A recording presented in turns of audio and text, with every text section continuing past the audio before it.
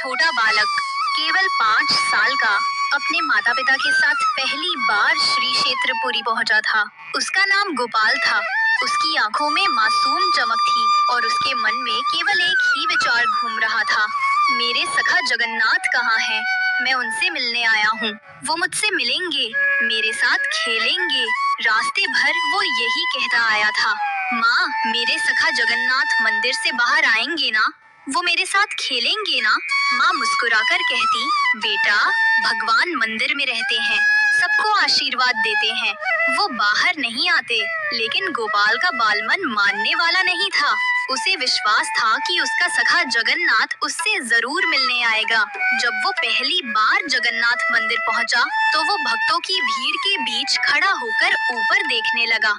विशाल रत्न सिंहासन पर बैठे श्री जगन्नाथ, बलभद्र और सुभद्रा के दर्शन करते ही उसकी आंखें भर आईं। वो हाथ जोड़कर बोला, सखा, मैं आ गया हूँ, अब बाहर आ जाओ ना, मेरे साथ खेलो। उसके आसपास खड़े लोग मुस्कुरा रहे थे। कोई बोला, अरे बच्चा तो बड़ा प्यारा है, देखो भगवान को सखा बुला रहा है। लेकिन गोपाल को किसी की परवाह नहीं थी। वो द्वार के पास बैठ गया और बोला, जब तक मेरे सखा नहीं आएंगे, मैं यहीं बैठा रहूंगा। शाम ढल गई, दीपक जलने लगे, पुरी की गलियां सुनहरी रोशनी में डूब गईं। लेकिन वो छोटा बालक अब भी मंदिर के बाहर बैठा था।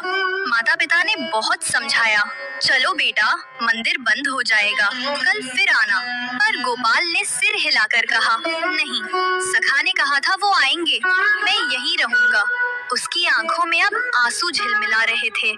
धीरे धीरे रात उतर आई। समुद्र की लहरों की आवाज और मंदिर की घंटियों का नाद एक साथ गूंजने लगा। तभी अचानक मंदिर के भीतर से एक मधुर ध्वनि उठी। वातावरण में चंदन और तुलसी की गंध फैल गई। गोपाल ने सिर उठाया तो देखा, मंदिर के भीतर से एक दिव्य प्रकाश निकल रहा है। वो चमक धीरे धीरे बढ़ी और उसी में से स्वयं श्री जगन्नाथ प्रकट हुए।